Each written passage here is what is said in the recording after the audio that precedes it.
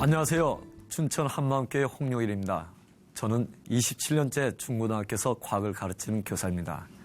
과학을 공부하다 보면 이론을 배우게 되는데 과학 이론은 배우면 배울수록 복잡해지고 어려워지더군요.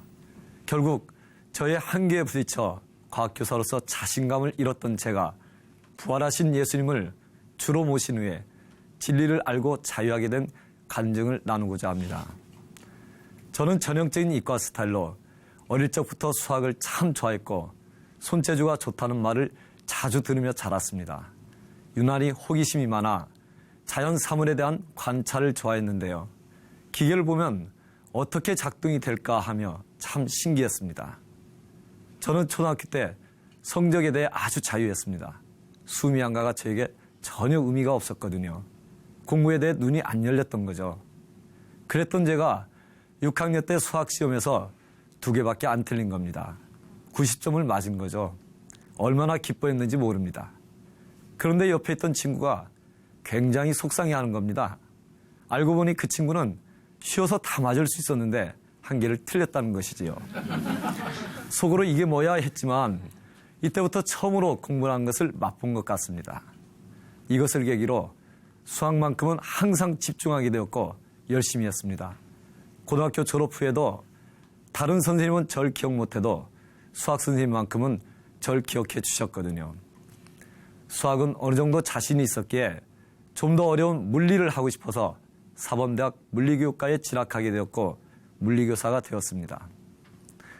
저에게 수학의 매력은 1 더하기 1은 2처럼 답이 반드시 정해져 있다는 것이었습니다. 공식만 꿰뚫고 있다면 항상 정답을 얻을 수 있기 때문이죠. 과학도 그런 줄 알았습니다. 왜냐하면 언제나 예외 없이 적용되는 법칙이 있었기 때문입니다. 그런데 과학을 공부하다 보니 이론들이 참 많더군요. 예외적인 현상들을 설명하려다 보니 특별한 이론을 만들게 되고 그 이론을 적용하다 보니 생기는 또 다른 예외로 인해서 더 복잡한 이론을 만들어가게 됩니다. 과학을 공부하면 할수록 이런 이론들 때문에 복잡해지고 어려워지는 것이지요. 그래서 과학이 어렵다고들 합니다. 물론 타고난 사람들, 아인슈타인 같은 사람들은 그 쌓아가는 이론의 꼭지점에서 움직이는 사람들이지요. 이런 분들은 그들만의 수학으로 이론을 만듭니다. 뉴턴 같은 과학자가 필요에 의해 만든 수학이 바로 다들 어렵다 하시는 미적분입니다. 결국 그들의 이론을 어디까지 이해하고 따라갈 수 있느냐가 관건인데 이해한다는 것은 그들의 생각과 동일해진다는 것이지요. 저는 한계에 부딪혀 멈춰버렸지만 저의 생각과 인격은 이론의 옳고 그름과 상관없이 그간 배우고 익혀온 지식과 이론의 틀 속에 갇히게 되고 말았습니다. 초중고 내내 과학을 배워온 제가 대학교 1학년 때 어릴 적부터 신앙이 있던 한 친구와 나누었던 수차례 대화가 지금도 생생합니다. 그 친구는 하나님이 계셔서 세상을 창조하셨다 했고 저는 지금껏 배운 대로 진화되었다고 하며 모든 것의 근원에 대해 나누었지요. 하지만 진화라는 사고가 꽉 박혀버린 저와 하나님께서 세상을 창조하셨다는 친구의 대화는 항상 평행선으로 갈라졌습니다. 비록 어느 누구도 증명할 수 없는 진화의 시작, 즉 무에서 유가 나타나는 것과 진화란 말 그대로 변화 과정에 대해서는 한마디도 증거를 댈 수 없었지만 그렇다고 친구의 말처럼 신의 존재가 있다고 할지라도 받아들일 수는 없었죠. 아니, 받아들여지지 않았습니다. 왜냐하면 저는 진화라는 관점에서 결코 빠져나올 수 없었고 인간의 나약함이 절대자인 신을 만들었다고 생각했었기에 종교는 사람에게서 파생된 것이라고 생각했죠. 저는 나이 30에 교회에 다니기 시작했습니다. 함께하는 교회 청년들이 좋았고 교회 분들 모두가 호의적이었기에 정말 거리낌 없이 함께할 수 있었죠. 이후 좋은 아내를 만나 결혼도 하였고 자녀들도 태어나 하루하루가 정말 행복했습니다. 그러나 이렇게 마냥 좋을 것 같았던 시간들이 3년 정도 지나면서 차츰 제 마음속에 갈등이 생겼습니다. 저의 삶과 신앙이 100% 일치가 되지 않기 때문이었죠. 당시 교회 생활은 나름대로 열심히 한다고 했습니다. 게다가 교회를 다니며 하나님의 창조를 알게 되었으니 학교에서도 수업 시간에 창조를 말하지 않을 수 없었지요. 그래서 진화와 창조를 둘 다 가르치기도 했습니다. 하지만 제 신앙은 점점 회의가 깊어만 갔죠. 이런 사실을 다른 사람들에게 털어놓고 묻기도 했지만 답을 얻지는 못했습니다. 그러다가 과학교사 직무연수가 있어서 춘천에 왔다가 한마음교회를 오게 되었습니다. 그런데 말씀을 듣다 보니까 지금까지 저에게는 예수님이 소설 속의 인물처럼 막연히 추상적이신 분이었다는 것을 알게 되었습니다. 또한 믿음으로 모든 세계가 하나님의 말씀으로 지어진 줄을 우리가 아나니 보이는 것은 나타난 것으로 말미암아 된 것이 아니니라. 이 말씀을 보았을 때 수업 시간에 제가 아이들에게 의무감처럼 가르쳤던 창조가 제게는 진화론처럼 또 다른 이론일 뿐이었음을 깨닫게 되었지요. 성경에서는 하나님의 창조를 우리가 믿음으로만 안다는 것입니다. 이 말씀을 통해 제가 가르쳐서 알 수 있는 게 아닌 것을 알고 가르치는 부담은 덜었지만 한편으로는 저 자신부터도 창조를 믿지 않고 있음을 알 수 있었습니다. 그 후 작은 교회 예배를 드리기도 했지만 예수님의 인격을 알아간다는 것이 쉽지만은 않았습니다. 왜냐하면 저는 혼미 그 자체였거든요. 어떤 때는 멀쩡하다가도 말씀만 듣게 되면 그냥 꾸벅꾸벅 졸기도 하고 잘 듣다가도 되물으시기만 하면 머리가 백지장처럼 하얗게 되어 아무런 생각조차 나지 않았습니다. 또 완전히 딴 생각으로 집중하지 못하고 중간중간 딴소리 할 때도 많았죠. 이러기를 수개월 되니 일꾼이 저에게 말씀 암송 숙제를 주셨습니다. 태초에 말씀이 계시니라. 이 말씀이 하나님과 함께 계셨으니 이 말씀은 곧 하나님이시니라. 그가 태초에 하나님과 함께 계셨고 만물이 그로 말미암아 지은 바 되었으니 지은 것이 하나도 그가 없이는 된 것이 없느니라. 그 안에 생명이 있었으니 이 생명은 사람들의 빛이라. 이 말씀이 왜 이리 안 외워지는지 어느 날 외우고 또 외우기를 1시간 이상 걸려 겨우 외운 것 같습니다. 그러던 어느 날 왜 빛이 생명이지? 라는 생각이 문득 들었습니다. 며칠이 지난 후에야 그렇지, 빛이 없으면 식물이 양분을 못 만들게 되고 결국 동물도 사람도 먹을 것이 없어 죽는구나. 아, 그래서 빛이 생명이구나. 이것을 알게 되었습니다. 저는 너무 기뻐서 아내와 일꾼에게 알게 된 바를 자랑했죠. 그러나 여러 날 지난 후에 이 알게 된 것이 그동안 과학 시간에 늘 가르쳐왔던 광합성 내용이었음을 깨닫고 저 스스로도 어이가 없어 했습니다. 그해 겨울 아내가 수련회를 다녀왔는데 돌아온 아내가 달라져서 왔습니다. 이전에 가정에서 예배할 때는 분명 둘 다 성경 공부하는 학생이었는데 갑자기 며칠 사이에 성경 선생님이 되어서 온 것입니다. 예수님을 말하는데 정말 예수님을 만나고 온 사람같이 생생하게 전해주는 것이었습니다. 바로 그 순간에 제 일생에서 처음으로 말씀을 보고 싶다는 생각이 들었습니다. 이사야 53장을 쭉 읽어가다가 한 말씀에서 저의 생각이 멈추었습니다. 그가 곤욕과 신문을 당하고 끌려갔으니 그 세대 중에 누가 생각하기를 그가 산자의 땅에서 끊어지면 마땅히 형벌받을 내 백성의 허물을 인함이라 하였으리요. 그 세대는 예수님 죽으실 당시인데 이 말씀은 한 사람도 그렇게 생각한 자가 없다는 것, 즉 믿지 않았다는 것입니다. 그 순간 속으로 맞다 하고 베드로가 3번씩이나 부인하고 도망간 것과 제자들 모두 도망가고 흩어졌던 것이 생각이 나면서 예언이 맞구나. 그런데 그들이 어떻게 믿었지? 하는 생각과 함께 예수님이 다시 살아났다고 전하다 순교한 베드로와 제자들이 생각이 났습니다. 그때 봤구나. 그들이 봤구나. 부활하신 예수님을 만났구나. 부활이 사실이었구나. 짧은 순간 머릿속에서 예수님의 부활 사건이 실제라는 것이 믿어졌습니다. 하나님이 계심이 진짜 사실이었고 성경이 사실이었습니다. 제 손에 든 성경이 얼마나 자랑스러웠는지 모릅니다.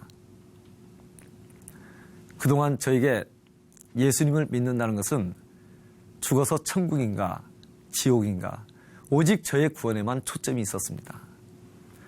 그래서 하나님이 세상을 이처럼 사랑하사 독생자를 주셨다 하시는데도 그 하나님의 마음을 전혀 알 수가 없었지요. 저는 혼이 난 자녀의 아픈 마음을 살필 줄 몰랐고 어머니께서 저를 위해 하시는 한 말씀 한 말씀을 잔소리로만 여겼지 그 마음을 잘 헤아리지 못하던 자였습니다. 또한 아내의 저를 향한 사랑 때문이 아니라 그저 제 중심에서 잘하고 있다며 살아왔습니다. 이런 저에게 예수님을 믿지 않는 것이 죄라고 하시는 말씀은 아직도 여전히 제가 주인으로서 예수님과 상관없이 살고 있음을 알게 했습니다. 입술로만 주여 하던 자였던 것이지요.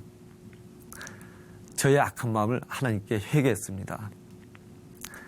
아버지 하나님, 예수님이 저의 죄 때문에 십자가에서 죽으시고 부활하셔서 우리의 주인이 되어주셨건만 여전히 예수님을 제 마음에 모시지 않고 제가 주인 되어 산 죄를 회개합니다. 저는 하나님의 마음은 생각지도 않고 오직 저의 구원만을 위해 예수님의 십자가와 부활을 바라본 악한 자였습니다. 용서해 주십시오. 다시는 저를 위해 살지 않겠습니다. 부활하신 예수님은 제 생명의 주인이십니다. 제 삶의 주인이십니다. 아멘.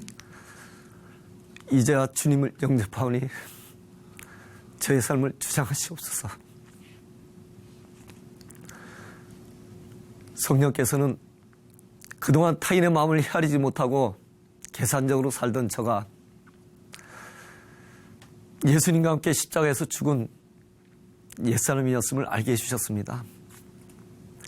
요나의 표적인 부활은 회개하고 예수님을 주인으로 모신 제가 빛이신 예수님과 함께 새롭게 산 자가 되었다는 확증이었습니다. 그때의 감격은 이 세상 어떤 것으로도 맛보지 못했던 가장 큰 기쁨이었습니다. 하나님이 죽은 자였던 저를 살리신 것입니다. 이때부터 부활을 전하기 시작했습니다. 하나님이 살아계심이 분명했으니까요. 부활이 사실이었기에 가족 친지뿐 아니라 학교에서도 열심히 전했죠. 진화론만이 과학적 사고인 것처럼 가르쳤는데 하나님의 창조가 실제가 되니 진화론의 잘못된 점들과 거짓이 정확히 보이더군요. 진화론은 결코 검증될 수 없는 이론일 뿐입니다. 어느 날 목사님께서 예배 시간에 물이 포도주가 된 표적을 말씀하시며 과학선생 중 하나인 저를 불러 왜 물이 포도주가 될 수 없는지를 설명해 보라고 하셨습니다. 저는 다음과 같이 말씀드렸습니다. 과학에는 정해진 법칙과 이론이 있어 변할 수 없는, 즉 불변의 법칙이 있습니다. 과학은 그 위에 또 다른 이론을 쌓아가는 것입니다. 그러므로 성경의 표적과 기적들을 받아들이게 되면 과학이 무너지는 것이지요. 그래서 과학을 더 많이 공부할수록 그 이론들을 고수하게 되며 결코 표적과 기적들을 믿지 못하는 것입니다. 제가 아는 과학은 보이는 현상을 정리한 것입니다. 즉 과학으로는 보이지 않는 하나님, 보이지 않는 영적 세계에 대해서는 절대 믿을 수 없습니다. 모든 사람에게 믿을 만한 증거로 주신 부활만이 보이지 않는 세계를 믿게 하는 것입니다. 아멘. 그때야 비로소 과학을 내려놓게 되고 성경의 표적과 기적들을 믿을 수 있습니다. 예배가 끝난 후 지체들이 찾아와 제 말이 너무 명쾌하고 속이 시원했다고 말해 주었습니다. 학교에서 진화론을 배워온 대부분의 사람들은 의식 속에 저처럼 진화가 박혀 있더군요. 한 자매가 물이 포도주가 되려면 시간이 얼마쯤 걸릴까요? 하고 물었으니까요. 하지만 절대 될 수가 없습니다.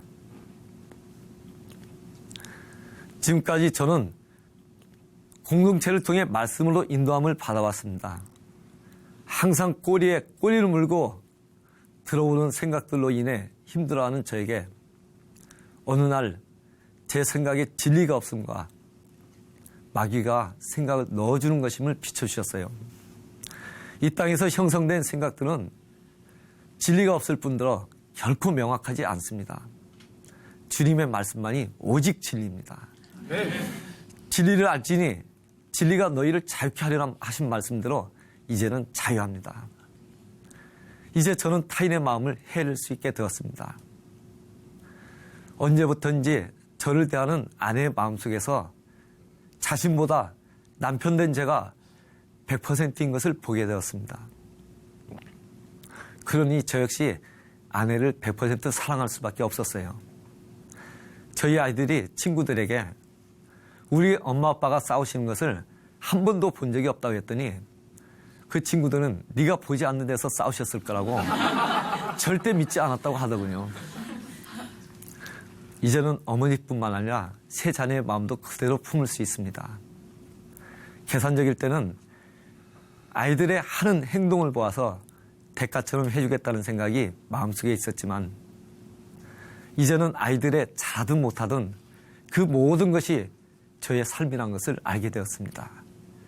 직장에서도 화목해 하는 자로 허락하신 복을 누리며 살고 있습니다. 학교에서 다양한 학생들을 대하면서 각자의 삶의 문제로 인해 힘들어하는 그들의 마음을 먼저 볼 수 있기를 기도하는 자가 되었고 늘 함께 하시는 주님의 마음으로 그들을 품어주는 교사로 살고 있습니다. 학생들의 문제가 어떠하든 복음이면 다 되는 것을 확신하기에 담대히 복음을 전하고 있습니다. 물론 이제는 정확한 과학을 가르치고 있습니다. 보이는 현상의 원인을 찾아 설명하고자 하는 이론은 그저 이론일 뿐이며 나의 이해와 상관없이 받아들여야 할 분명한 사실인 보이지 않는 영적 세계가 있음을 알려줄 수 있게 되었으니 말입니다. 과학 이론에 갇혀 살아오던 저를 부활하신 주님이 건져내어 정상적인 삶을 회복시켜 주셨습니다. 돌려드릴 수도 갚을 수조차 없는 이 은혜를 이젠 어두운 세상 속에 사는 다른 이들에게 전하며 살겠습니다. 전능자께서 이 땅에 오셨다 가셨다는 이 놀라운 소식을 전파하는 자로 불러주신 하나님을 찬양합니다. 감사합니다.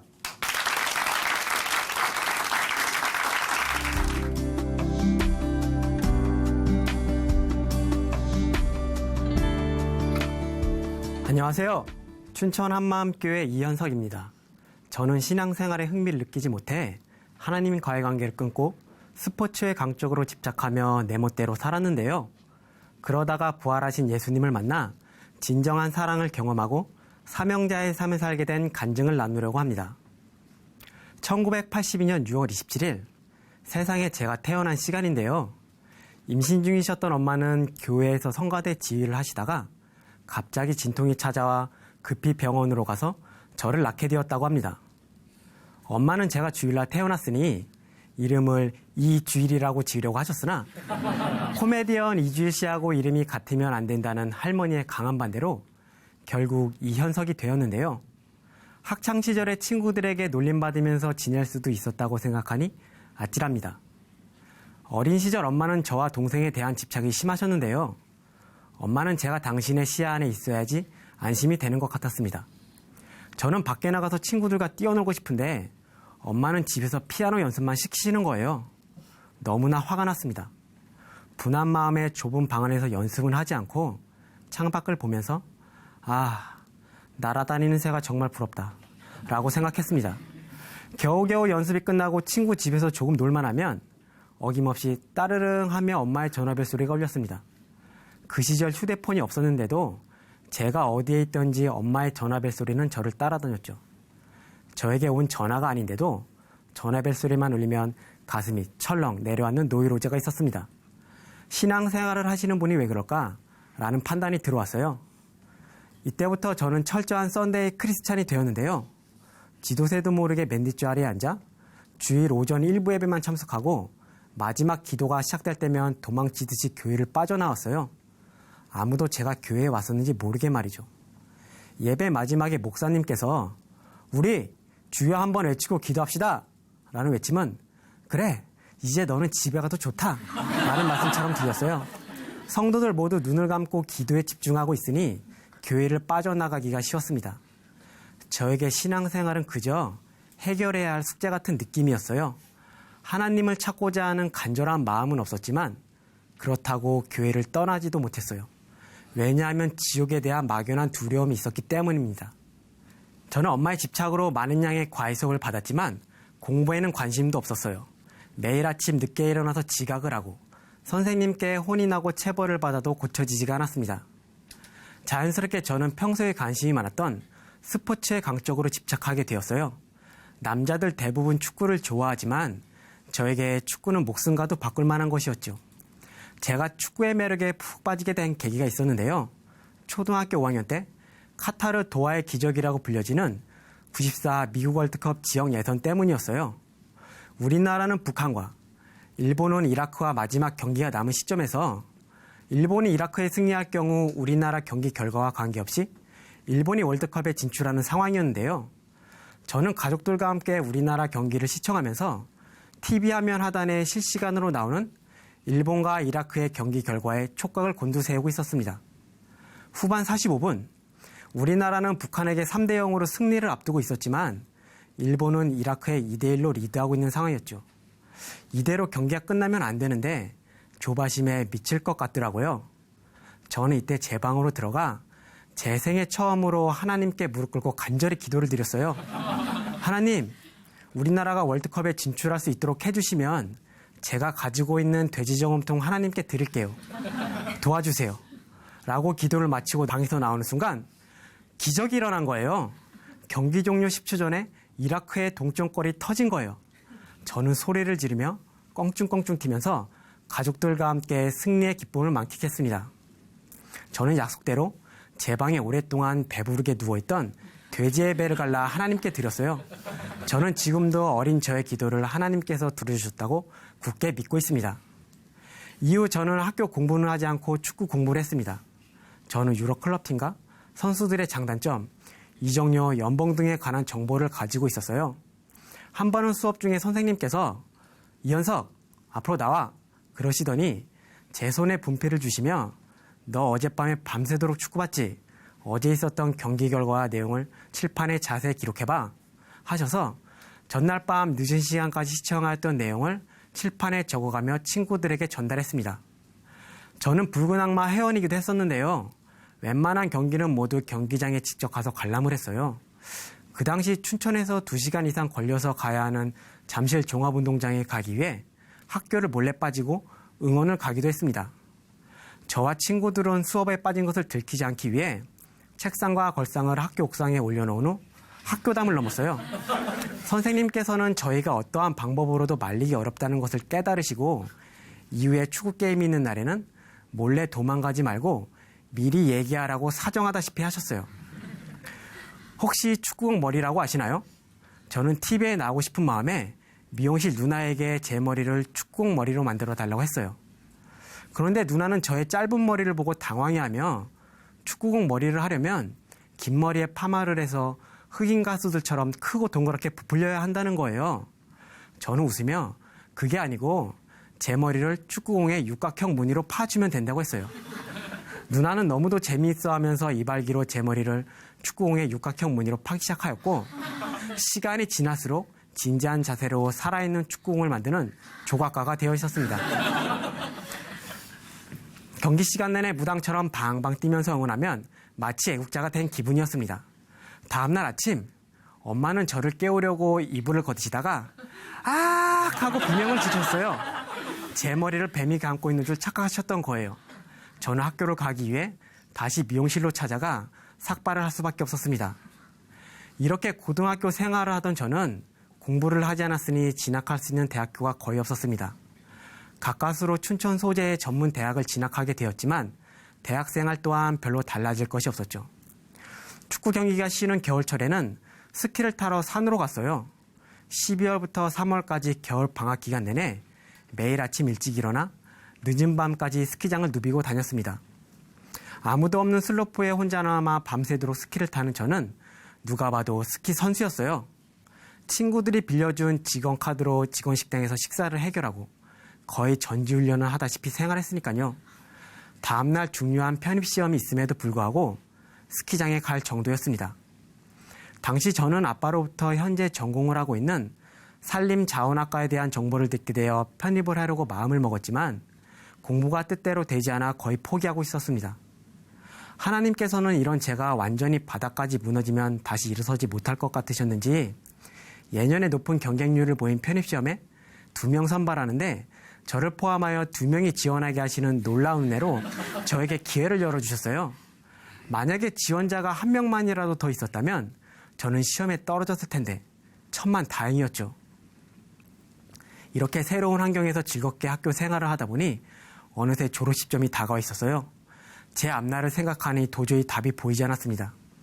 이전에는 한 번도 생각해 보지 않았던 자살이라는 단어가 떠오르기 시작했어요. 앞이 보이지 않으니 하나님을 원망하기 시작했습니다. 너무 괴로웠지만 어느 누구에게도 이런 마음을 노출시키지 않았어요. 일꾼에게 문자로 저 죽고 싶어요. 몇 번이고 쓰고 지우고를 반복했습니다.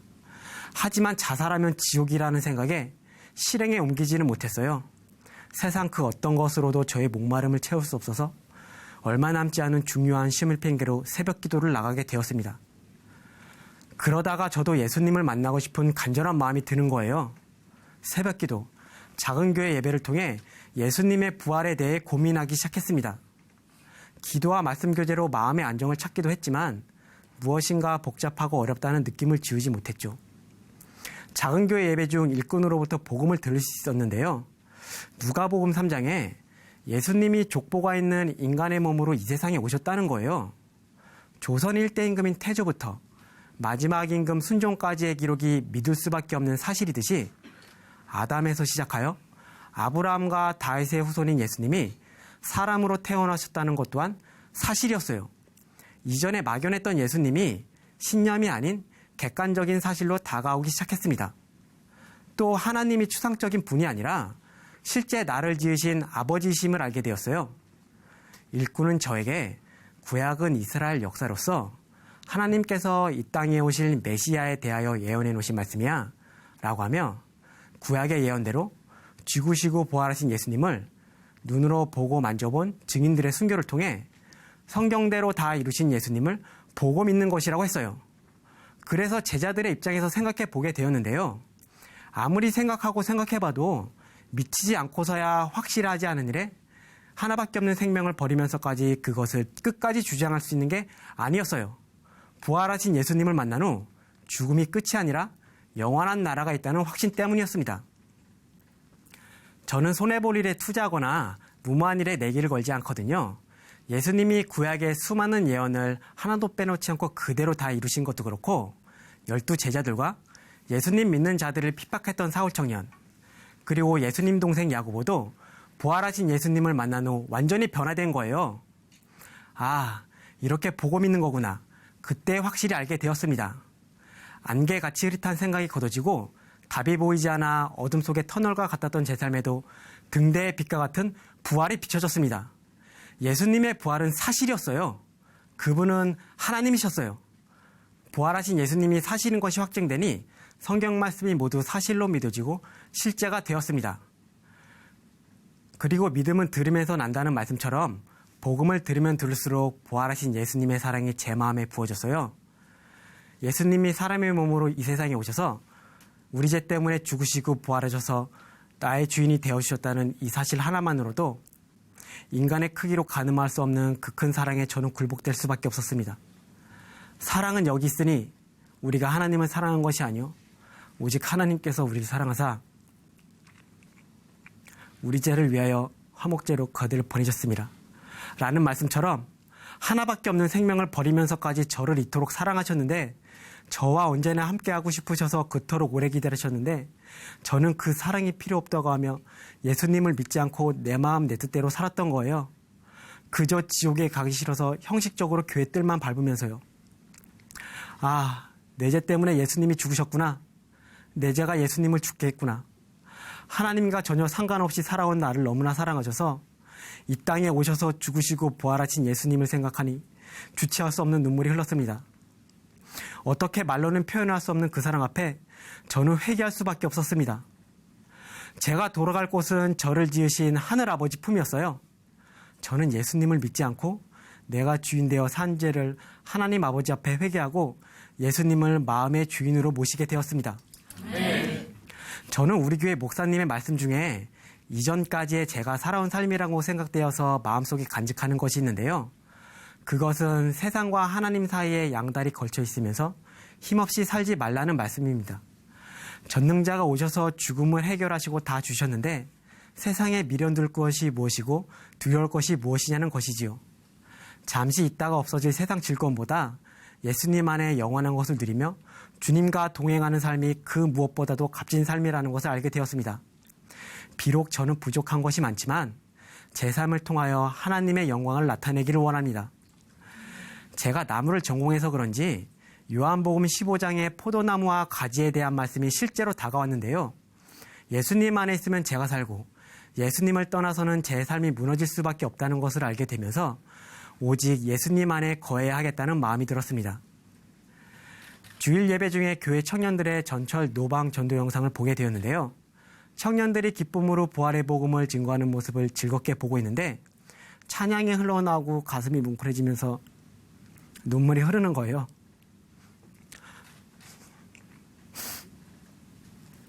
아, 저 친구들이 부활의 증인이구나. 얼마나 부활하신 예수님을 자랑하고 싶었으면 저렇게 기쁘고 담대하게 선포할까? 라는 마음이 들었습니다. 어느 날 학교 후배들과 함께 속초에 출장이 있었습니다. 일정을 마치고 난 후 예수님의 사랑을 전하고 싶은 간절한 마음이 일어나는 거예요. 함께 생활하는 믿지 않는 후배들이 복음을 듣지 못하고 지옥에 간다고 생각하니 가슴이 먹먹해지는 것입니다.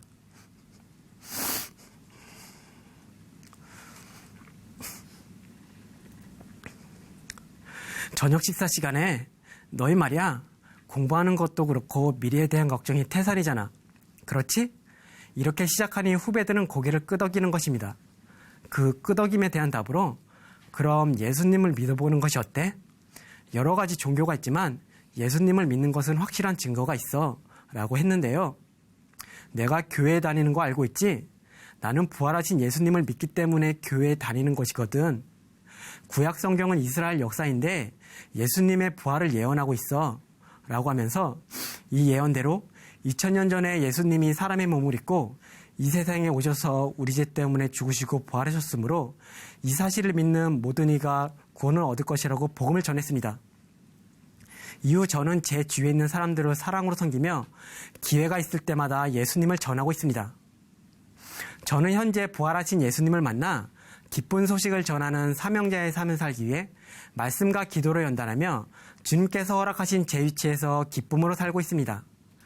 관심 있는 것에만 올인하던 저는 부활의 표대만 바라보며 힘차게 전진하고 있는데요. 이전에 제 삶에서 볼 수 없었던 놀라운 일이 저에게 펼쳐지고 있습니다. 주일날에만 겨우 교회 출석하였던 제가 이제는 새벽 예배를 비롯한 모든 예배에 참석하고 있고요. 작은 교회 예배 후에 지체들과 교제를 나누며 간증을 기록한다는 것 자체가 저에게는 실로 엄청난 기적입니다. 표현은 하지 않았지만 저는 목사님과 우리 교회가 너무 좋아요. 자꾸 교회에 나가고 싶고 사랑하는 지체들과 함께하는 것이 너무나 기쁩니다. 저는 하나님의 은혜로 모교에서 박사학위를 받고 강사로 학생들을 가르치고 있습니다. 너희가 나를 택한 것이 아니오 내가 너희를 택하여 세웠나니 라는 말씀처럼 하나님을 떠나 방황하던 저를 불러주시고 공부에는 관심이 없던 저에게 주님의 사랑을 전하기 위한 도구로 살림학이라는 학문을 허락하셨습니다. 제가 공부하는 것은 살림학 중에 인목 6종이라는 분야인데요.